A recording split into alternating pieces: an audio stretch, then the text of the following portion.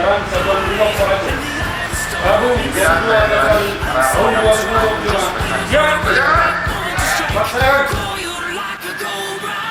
Lapor upacara pembukaan latihan penanganan huru-hara Satuan Brimob Polda Aceh Rabu 22 Januari 2025. Siap dilaksanakan. Selanjutnya fasilitas siap diperiksa.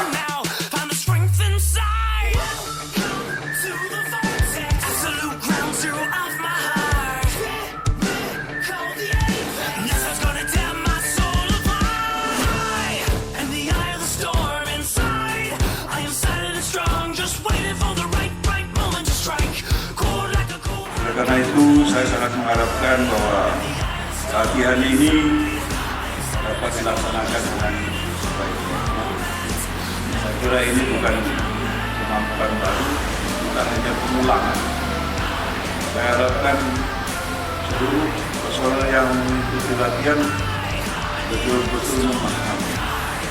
Apa yang belum tahu silakan didiskusikan dan dicari solusi pemecahnya. Untuk bagaimana penggunaan amunisi, bagaimana penggunaan gas air mata, bagaimana pembubaran di tempat sempit, dan lain-lain. Silakan itu dikomunikasikan dengan baik, dilatihkan dengan baik, sehingga apa yang menjadi tujuan pelatihan ini dapat